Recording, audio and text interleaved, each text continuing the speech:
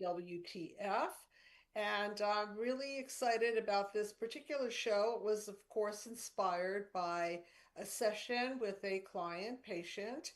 And I think it's a very deep, deep conversation. So put on your deep thinking hats and join me and start pondering why is it that you turned into your core beliefs and why you are now living proof of your core beliefs. So that is the topic for tonight. And just by maybe a show of hands in the chat room, how many people are familiar with the mind map? Just kind of, say hey or nay or I have a little bit or very or any response there, Tony? We have three people said, I am. Yay! Okay, well, we're going to go to the mind map because that's what I do. I mind map things, and I do it because it makes it so crystal clear. So, it's not too surprising to you if your mother, let's say, called you stupid all your life, that you then feel like a stupid idiot. And when you feel like a stupid idiot, it compromises your ability to learn, it compromises your motivation to learn, and then you turn into your core beliefs. In this particular case, your negative core belief that you're stupid. So, why do we do this? So, let's mind map this and find out why it is that you are walking proof of all kinds of horrible negative core beliefs like I'm not good enough, I'm not worthy of love, I'm fat, I'm skinny, I'm ugly, I'm too tall, my ears are too big, my nose is too short. And this list goes on. It's amazing how many negative core beliefs there are about yourself, about the world at large. And how do these core beliefs even enter our psyche? I like to refer to them as psychoviruses because they're just like that. They bite you, okay, and then they infect you, and then they live in you, and they play it out in your life. And that is why you become living proof of your core beliefs. In this case, I'm going to concentrate on the negative ones. So, what is a core belief? A core belief is something that you believe deeply about yourself. It is an activation point. It is something of a trigger so that if somebody says something related to your negative core belief or even hints at it, then chances are that you'll get fired up and you'll fire off or shut down or punch somebody in the nose or something will happen, but you will not really take it well.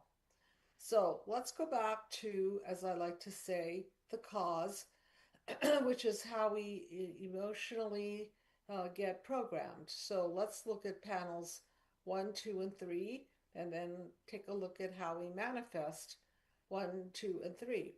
You know how we talk about manifestation a lot? That's a big word in our community now.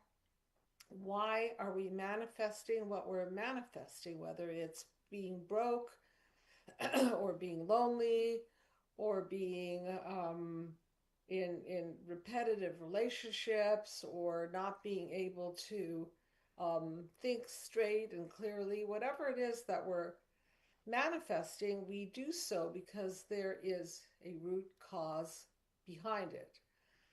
So, panel one represents this root cause. So, what is panel one? It's a metaphor. My mind map is a metaphor and a system all at the same time. What I really do like about it is every time I look at it, I see something different. And every time I treat a patient, I can use it metaphorically in different ways. So it always speaks to them, whether you are a particular age, race, religion, political, demographics. It doesn't matter because this is a human thing. Okay? We all are both our best of our best and the worst of our worst. I call it the darkness and the light. So we were born into the world and we weren't broken when we were born into the world. I believe, as Ralph Waldo Emerson says, that we were born whole and complete. And so that is the light in the background. Now, what happens to your wholeness is that it gets compromised. It gets broken up, so to speak. It gets infiltrated with horrible treatment or lack thereof. And what I mean, and I'll get into this soon, acts of omission and acts of commission, meaning that which was done to you and that which was not done for you. So your wounds of childhood include acts of omission, like lack of attention would be omission, and acts of commission, like getting beaten the hell out of, that would be a commission. So these wounds of childhood compromise our light. And not only do they compromise our light, but they stop us from believing in ourselves. And when that happens, then we cannot believe any longer that we are capable of being the best of our best. So even our belief in ourselves gets whittled down to nothing or barely anything, or a very, very shadowed version of ourself. So this is not a good place to be in life, and everybody more or less has experienced their shadows and their compromises. And so these panel one wounds, I want to go through them because I've seen it all, and they basically boil down to emotional abuse, neglect, physical abuse, physical neglect, control smothering, sexual abuse, narcissistic parenting. These are the main culprits of childhood abuse. And if you can think of any others, or if I've left one out, then probably we'll get around to remembering it. But basically, it's our abuses and our neglects, our controlling parents, our parents that lack empathy and put their needs before ours, and don't do what John Bowlby, father of attachment theory, says is the foundation for mental health, which is eye contact, skin contact, mirroring, attunement, good enough mothering, a secondary parental figure like a father who nurtures the mother so that she can nurture the baby. And that would be what I would refer to as the system gone right. And usually it doesn't go so well. So when we're born, we're more or less a blank slate. Sure, we've got our genetics, sure, we've got our temperament, but basically we're not really programmed yet. And every single impression that is put upon us is an impression that molds and shapes our behavior, our emotions, our attitudes, our beliefs. Okay, so if you put it that way, then you could see that from the beginning, negative core beliefs and positive ones are being programmed into you. Little Johnny, you're so handsome. You're such a winner. Oh, little Mary, you are beautiful. Look at those eyes. Oh, little Mary, wow, you sure are a smart little girl. Oh, little Henry, you're so obedient. I love when you follow mommy's directions. Okay, so programming, programming, programming, programming. So we need it because we need some kind of a basis of a formation of the self. However, sometimes this programming is not too pretty. And what happens when we are abused and neglected and treated or mistreated, it literally cracks our lens of perception. And that is panel number two. So if you look at panel two, it's a metaphor. We're cracking up. Okay, so these messages, these treatments, so to speak, are all cracking us up. They're adding to our mental unhealth, our human disconnect from our primary caregiver, which sets the stage for human disconnect with self and other, and the world at large, which we can very clearly see in this day and age and for thousands of years. So when we get cracked up, we're disconnected, we react, which is our fight, flight, freeze, and fawn system, or our amygdala, which is our emotional brain.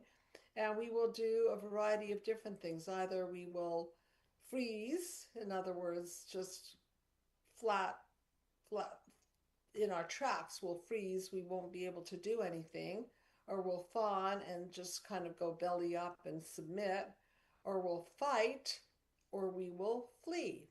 Now, when we're babies, we can't do much, so we can't exactly fight, we can't exactly flee, so we usually just shut down or react with pain and very primitive, impulsive kinds of reactions to the world around us. So when that reaction happens, it eventually encodes into the fiber of our being in the form of core beliefs. Negative core beliefs is what I'm going to focus on. These are the negative core beliefs that I was talking about. So if you look at the DNA strand here, you will see that it is again, a metaphor. It's a metaphor for encoding. So look at the toxic haze in the background, another metaphor for the toxicity of these messages that we ingrain into the fiber of our being. And if, let's say, our parents set up a structure that is sick, wounded, compromised, then we as children absorb that system. We absorb the messages and we live in a toxic hostage environment. I like to say childhood is a hostage situation.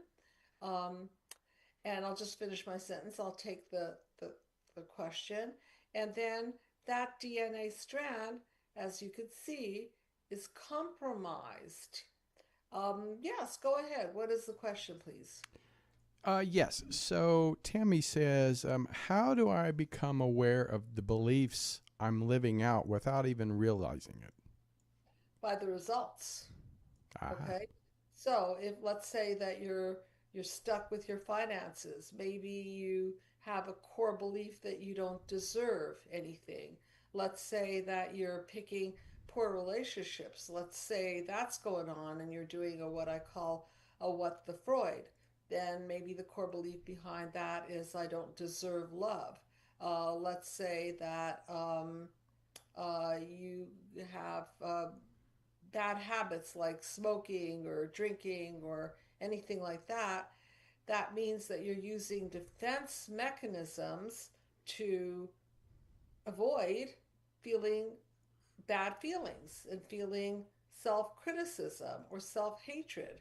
So you can always tell by the symptoms, which, by the way, if you haven't gotten my book, please go to Amazon.com and look up Be the Cause Healing Human Disconnect. If you really need a PDF free copy, I'm happy to give it. Although I personally like when you can hold a book, flip through the pages, go back and forth between the pages and just, underline things and highlight things and so on. So that's Amazon.com, Be the Cause, Healing Human Disconnect.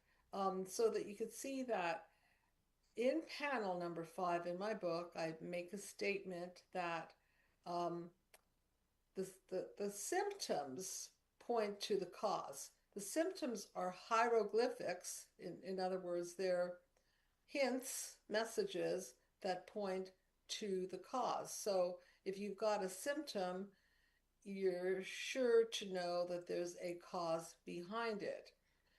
Interestingly enough, usually in the medical model and also in the psychiatric model, they seem to focus on the symptoms a lot as opposed to the cause. And I'm just the opposite. I focus on the cause because when you treat the symptom with medication or behavioral change or some kind of management or deep breathing techniques, and I'm not suggesting that these are bad, but if you don't get to the actual cause of the problem, you're just sort of managing the problem and you're masking symptoms or medicating them away, which is the last thing you want to do if you want to do the deep work and really bring to the surface the pain and suffering that you have perhaps even buried all these years but they're not buried.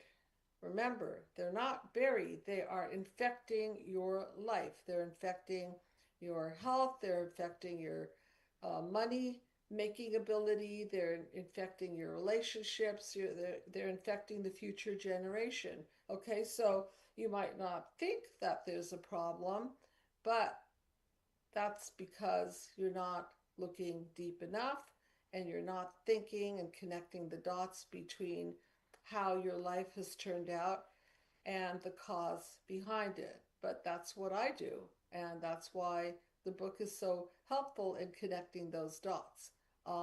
Is the other question, I believe. So, yes, please go ahead. Yeah, this is actually a question that may kind of tie into what I mean, it's kind of the whole topic tonight, but might tie in what you're talking about. And we'd love to have you call in 323-524-2599 because Dr. Judy might be able to help you trace, because they said, can you help me trace where my most limited core belief came from? Would you be willing to call in? I hope so. So give us a call or give Dr. Judy a call. She'd love to talk to you. Yeah, that would be ideal. If you could please call in and then we could trace it, and I'll keep you anonymous. You can obviously use another name. You don't have to say your name and where you're from. And, it's nice to just at least make one up so I can call you by a particular name. But, this is a connect the dots system. It's not like in isolation, okay? You don't smoke in isolation from childhood wounds or drink in isolation of childhood wounds or pick horrible relationships in isolation of the blueprint, which is the blueprint that is the blueprint of childhood wounds. Okay, so everything is connected, everything is interconnected. So, what I teach people is to live a better game of life, because there are ways of living life that are going to evolve you. And of course, there are ways of living your life that are going to devolve you. When you live unconsciously, usually you devolve because you don't know what the heck you're doing and why. And if you live consciously, you have more conscious choices in front of you, and you can actually enlighten yourself by knowing truth. And speaking of truth, I believe that this whole mind map is about exposing lies so that you can live in the truth and function in the truth. So let's go back to the topic of why is it? Why? I mean, this is a pretty deep question. Why is it that you're living out your worst nightmare, which is all of the core beliefs that your mother and your father um, programmed into you? So if your mother told you were fat and ugly and stupid and a loser and unlovable, it wouldn't surprise me if now you're fat and stupid and unlovable and so on. Not because you really are intrinsically, it's because you've lost faith in yourself and you believed everything that your parents have programmed into you. And so now you live that life. And there's another reason why, which we'll go deeper into. But can you all see that? If you call a kid stupid and incompetent, do you know that it interferes with their thinking? Do you know that they may lose motivation to study? They may lose motivation to even go on for with higher levels of education because they don't believe that they're smart enough to do it. So, in other words, they're discouraged even before they start. So then what happens is they do, let's say, the mind map program, and they figured out that it's all been a lie anyway. But then they say, yeah, but Dr. Judy, I think my parents were right. I am kind of stupid. I am kind of a loser. Not that many people are liking me, and none of them find me lovable at all. So maybe they had a point. So I ask you, which comes first, the chicken or the egg? Is it that you really are that ugly, a loser, unlovable, and I can go on, and I don't mean to be hurtful in this, but I'm making the point that these seriously horrible core beliefs that are programmed into live out through you. So it's sort of like this. It's a from, through, to system. So from your parents, and this is multi-generational, so it's from their parents to your parents, from their parents' parents and parents' parents' parents, through all the way to your parents, to you. So from, and then it goes through you like a bad infection, and then to the manifestation of who you are and how you are.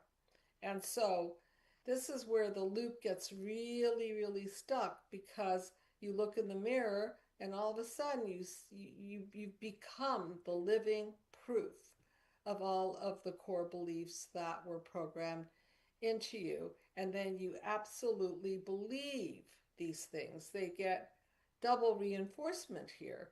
So, why would parents even do such a thing? Well, usually they do it because it's been done to them. So that's what I mean by the repetition principle.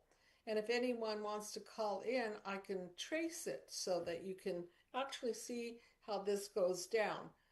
Wounds of childhood, the reaction, the encoding. And then out of the encoding comes life. And what happens in life?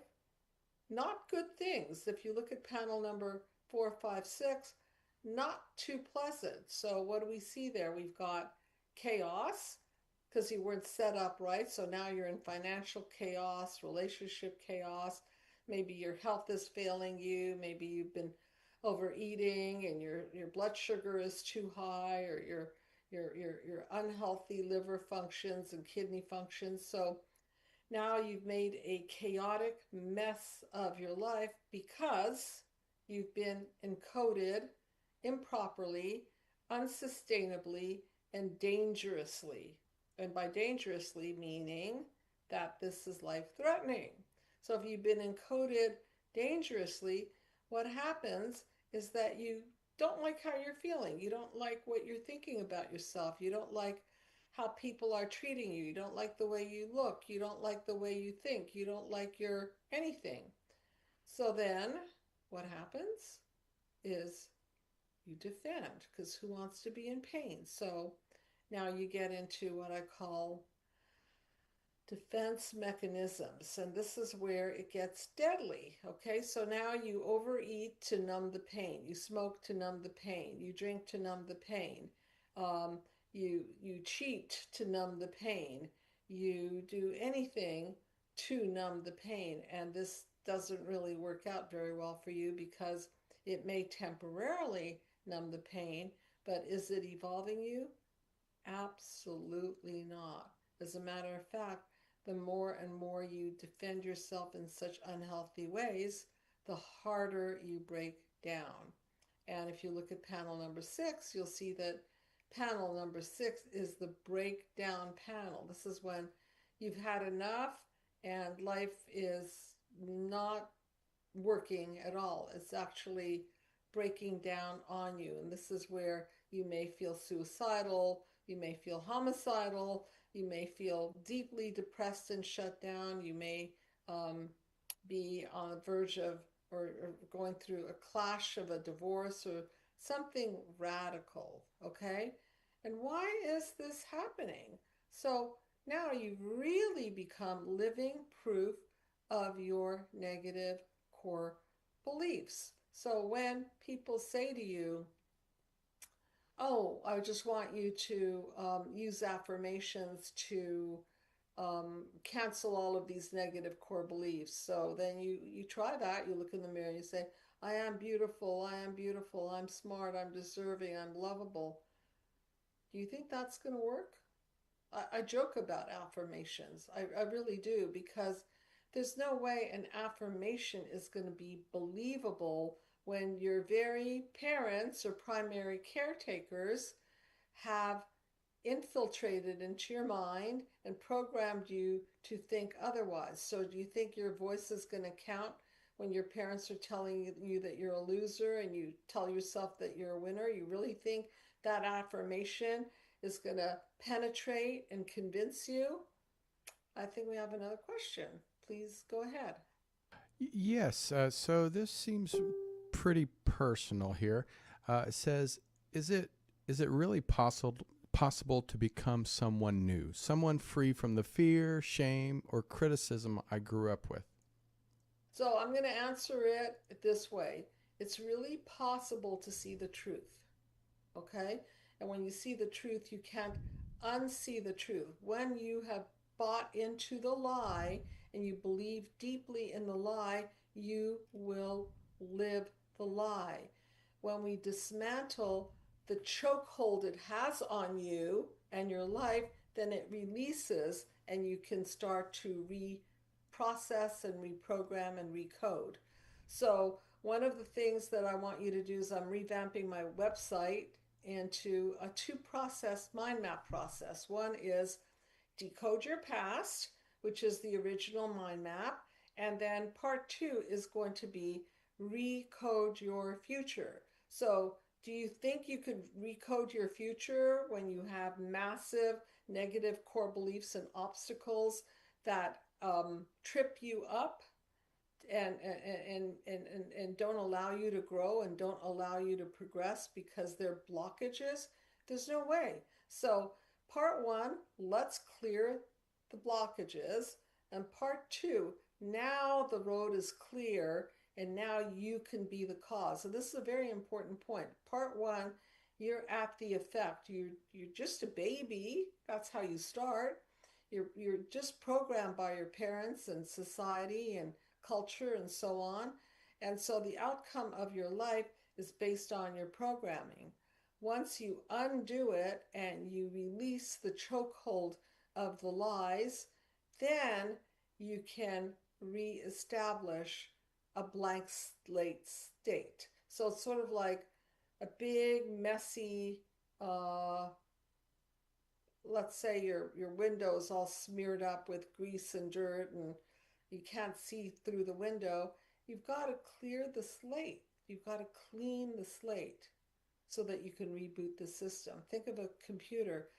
If you've been programming your computer a certain way, then it's going to give you results that are not accurate and distorted. And if you rely on those results, then you're not going to be able to function very well.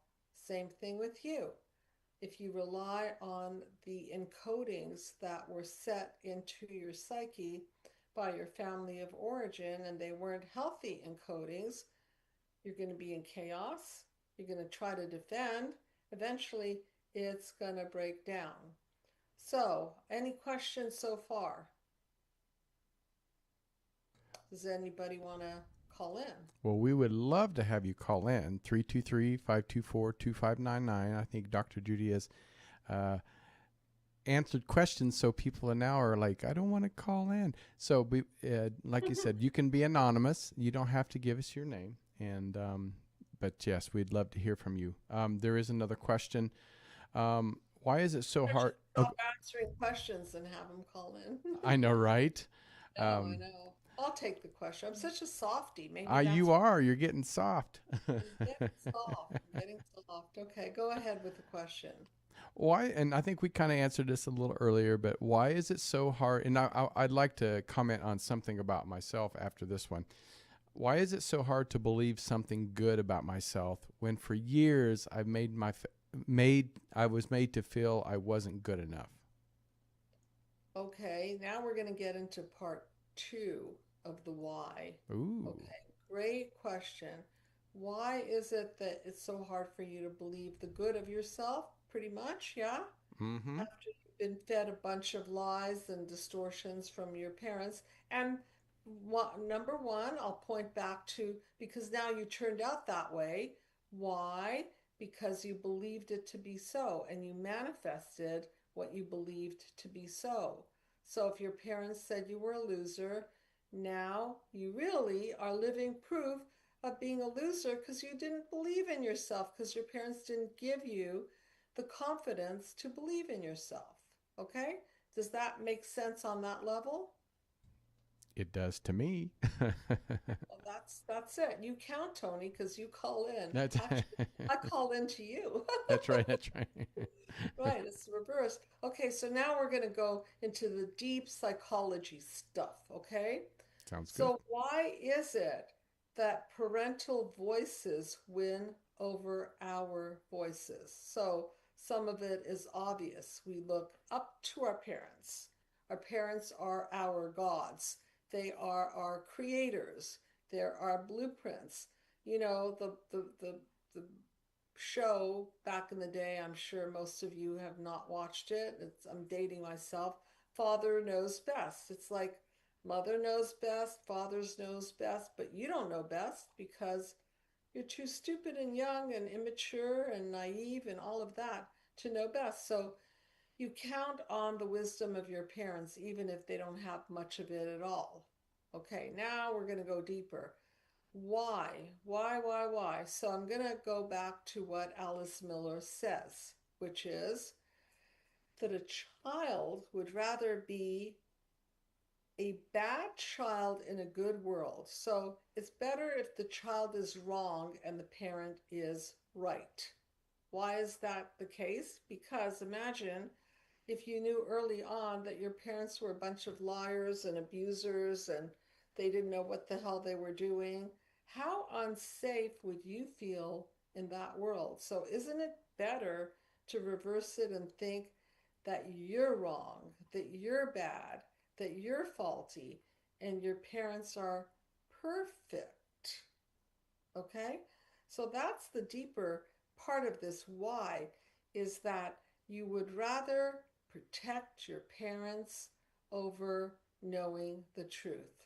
Okay? Because if it turns out that you're not stupid and not fat and not ugly after you've dumped the old programming, then we've got a problem. Now you've got to confront the very thing that most people don't want to confront is their anger and resentment and bitterness against their own parents that fed them all of these lies.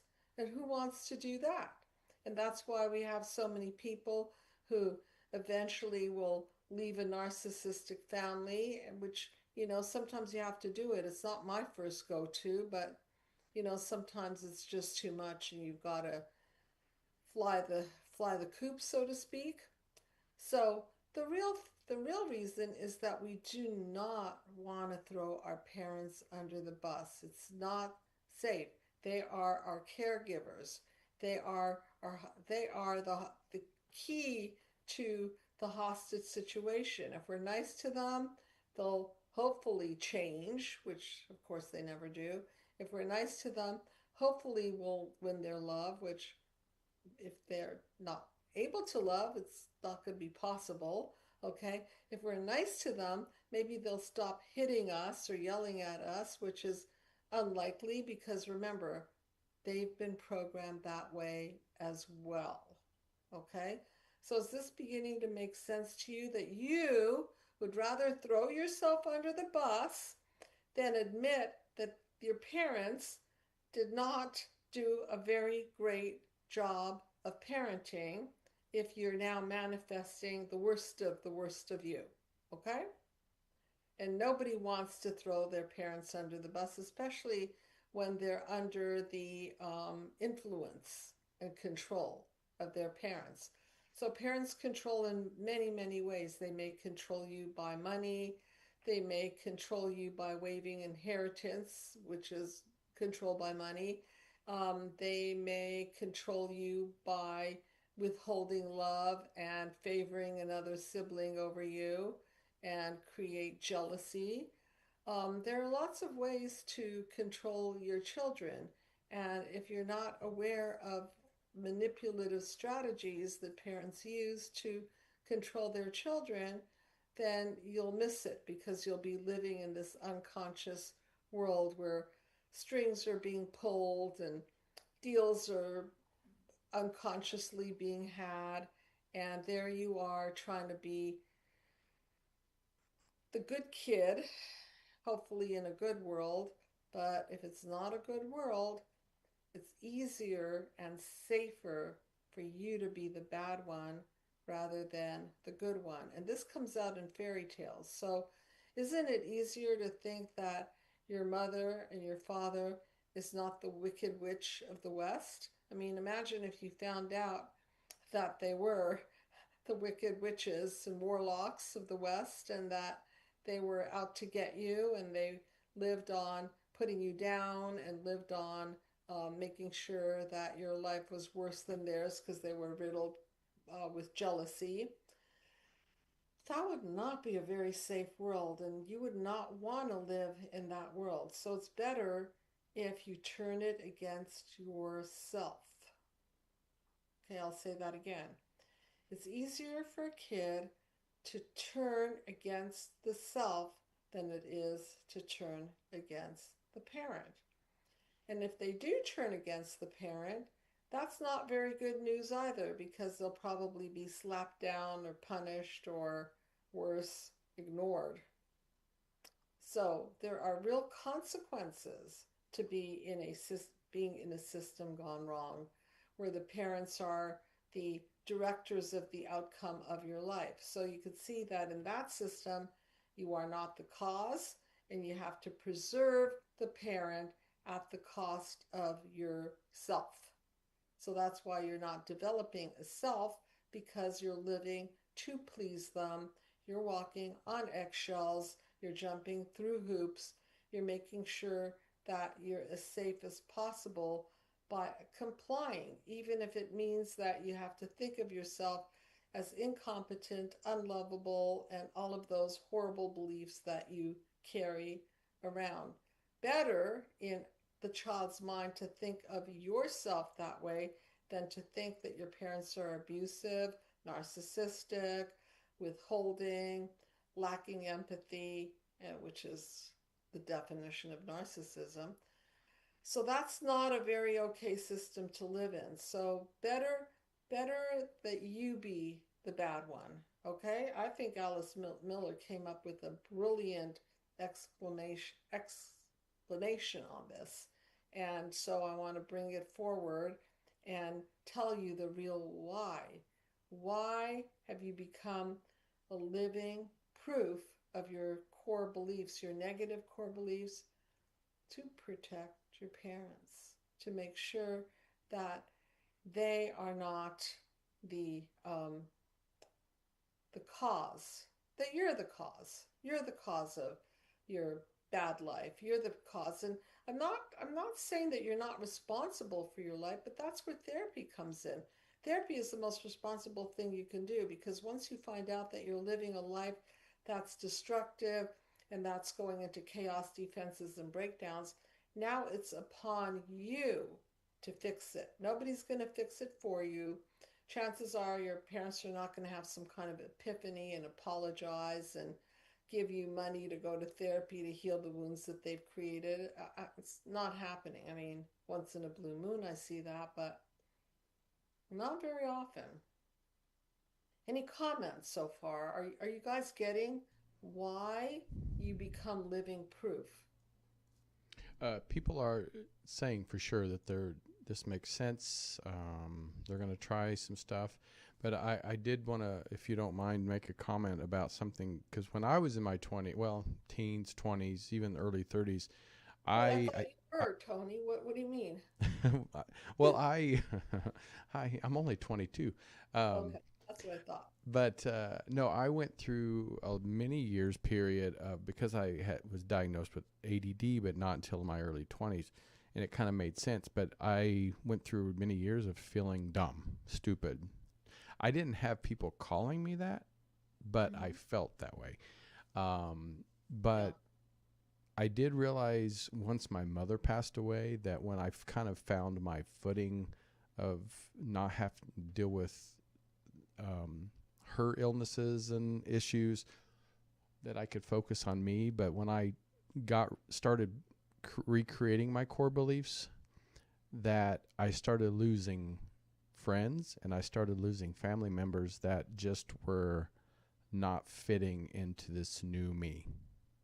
Yes, and they will slowly abandon it because not only are they, not only are you not wanting to throw your parents under the bus, they don't want to throw your parents under the bus Right, either. right. Okay? So better you be the one that they kick to the curb rather Mm-hmm. than say that your mother, God forbid, or your father, God forbid, didn't do a great job of parenting. And I want to visit this issue of ADD. Now, I'm not a geneticist, but I don't know if there's a true marker for ADD. And my personal observation, having sat in this chair for way too long, I still love it, so I can't say that really, um, is that ADD is a symptom of childhood wounds. Oh. Symptom, Hmm. okay?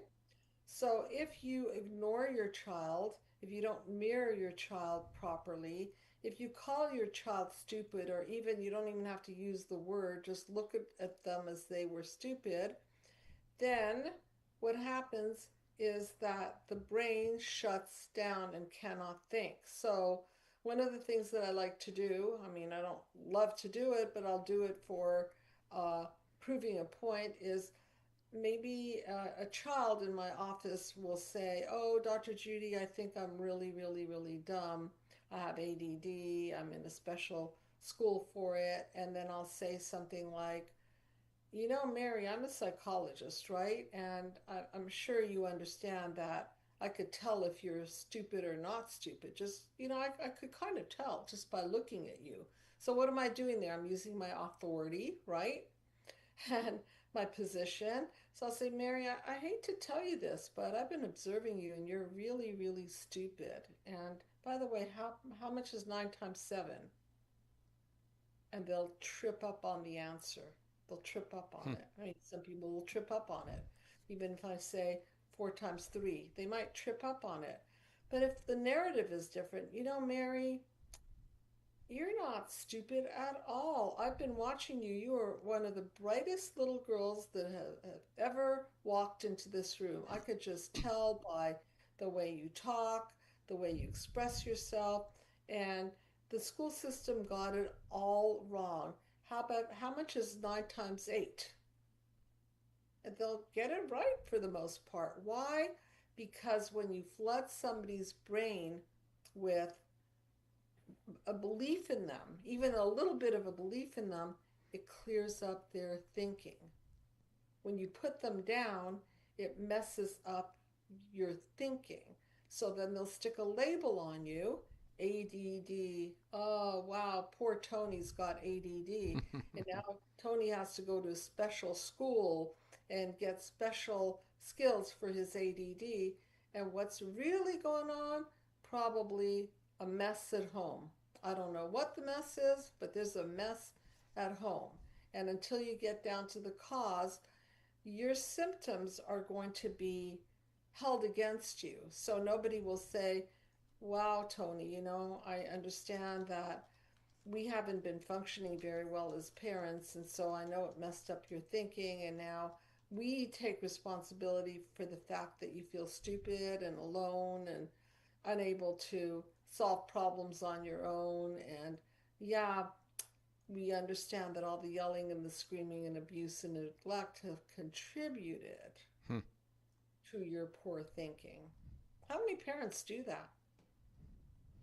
I'm sure a lot. Yeah, but how many parents admit that it was their cause that did that? Oh, How, not very right? many.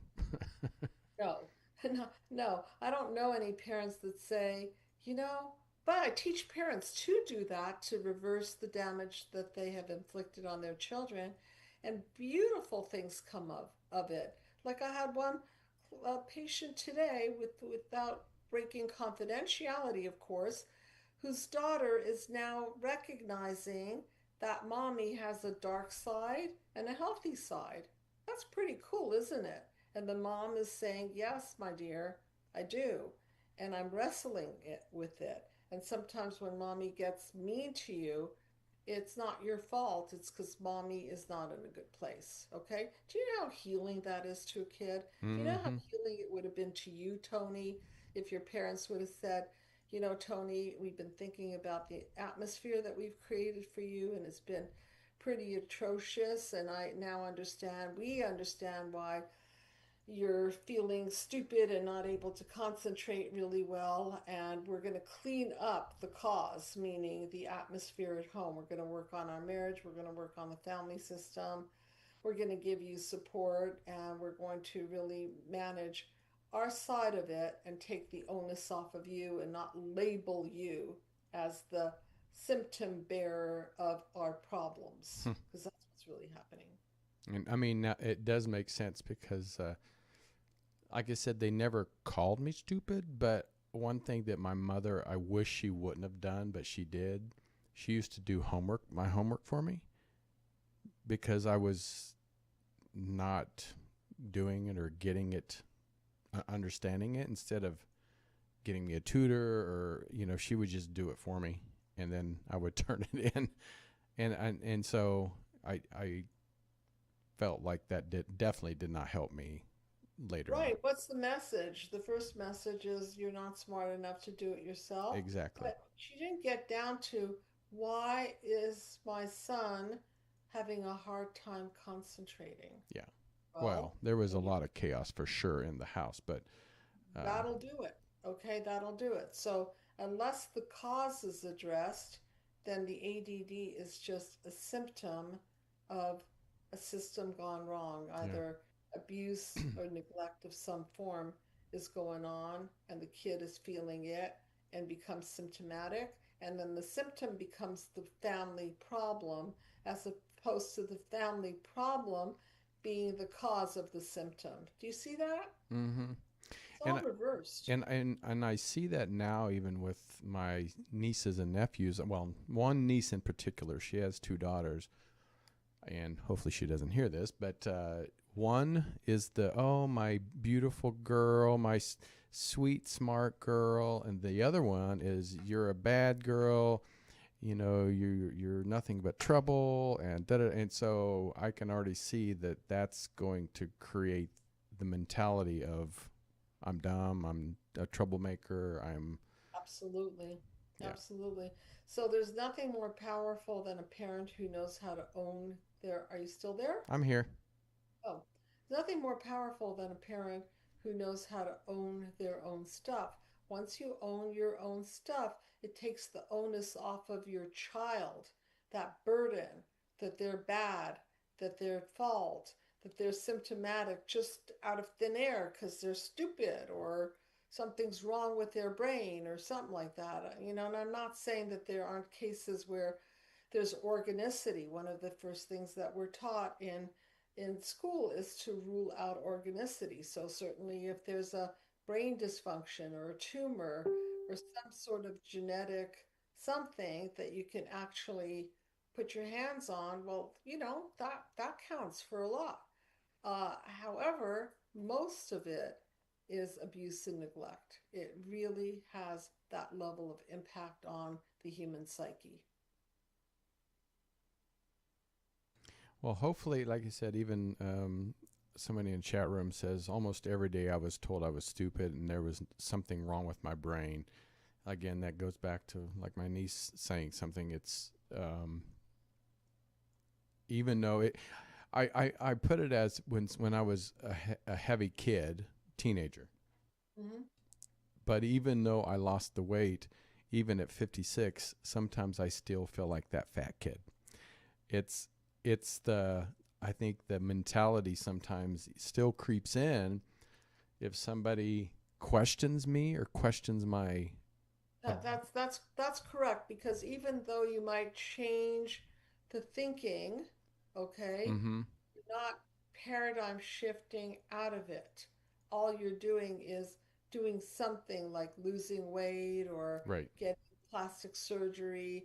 And, I have talked to several plastic surgeons who have said that even after they've done the procedure, the patient still has body dysmorphic, Mm-hmm, meaning mm-hmm, they'll see their ears is too big or their nose is too big or their stomach is too fat.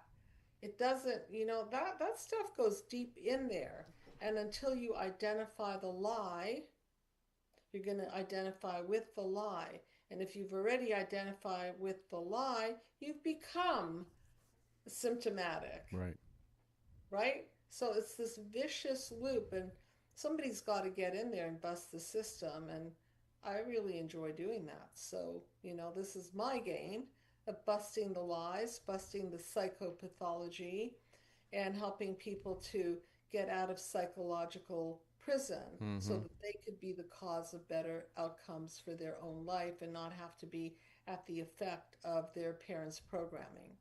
And that's when Mind Map 2 comes into play. So if you would be so kind as to put that up. So once we have cleared away all the garbage, right, and paradigm shifted, panels 7, 8, and 9, and started the recoding process, that's where we start cleaning up, and then we're able to move into goals and reprogramming and recoding, which is mind map your future. So we do a little bit of that in mind map 1, but then let's say the person says, okay, now I'm ready to go back to school and really manifest the best of my best. So that's where the coaching would come in. And Dr. Perry, somebody very near and dear to me, who I personally trained at the Psychological Healing Center and have kept in touch with, came up with um, a new template of imagery using the original mind map design, but now we've got new images, and he and I put together Mind Map Your Future. So, although he's a life coach and a PhD, he really specializes and is excellent at moving people forward into their future. So, if you would put a picture of that up, if you have it, Mind Map Your Future. Let's see Have, right have it right. there. Yeah, thank you. So look, how can you have vision when you have shadows and wounds? Your vision is blocked. How can you have goals when your goals are thwarted? How could you? How can you have the strengths when your parents have taken away your strength and told you that you're nothing? How can you have having resources? You don't feel that you have resources because your resources were supposed to be your parents and they weren't very good resources. So, how can you have challenges? Well, everything seems like an obstacle. There's no energy to climb the mountain and meet the challenges. How can you have um, solutions? Everything looks bleak, everything is breaking down. Okay, so until you've done part 1, mind map your childhood wounds, decode your past, you can't really recode fully your future because there's too many blockages. So I say if you've suffered from narcissistic abuse and childhood neglect and injuries, um, anything that I mentioned, sexual abuse, verbal abuse, physical abuse, neglect, smothering, controlling, narcissistic, unempathic parents, do the work. Do the work. It's 10 sessions. And I also made a video called Healing from Narcissistic Abuse. And if you don't want to spend money on therapy, buy the video. It's not that expensive. Go to my website, grab the video. If you need a little help from us, we can help to process the journey that you would basically be taking through the healing from narcissistic abuse journey. And then once you're complete with that, then you can really delve into your vision, your goals, your solution. Okay, now you're really ready to tackle recoding your past because now you no longer have to think of your parents as the, the boss of your thoughts and the boss of your life and the boss of your blueprints. Now you are blueprinting your own life. And that's very challenging because you'll slip back into feeling stupid or feeling like a failure or feeling like you're not good enough. And then you'll think, well, how am I going to get back out of that mess? Am I really just not good enough? Well, then you remember the work you did in the first mind map thing and you remember it was a lie. And that what you're doing again is you are living proof of the old encoding. And you remind yourself of that and you say, I'm not buying it. I'm not identifying with it. I'm identifying the problem, which is the old encoding. Okay, so I want you to keep these in mind and please do reach out to me at the Psychological Healing Center and we could get you started on your journey of healing from narcissistic and childhood wounds. And then hand you over to Dr. Perry, who happens to be a really, really motivated and motivating, and he's a very, very sharp life coach, and he is excellent at manifesting the best of the best in people. So thank you so much for calling in. Do be in touch, and remember that you are not your past. You are not the cause of the outcome of your past life. However, you've got to dismantle all the garbage so that you could be the cause of better outcomes for part 2 of your life. Good night, everyone.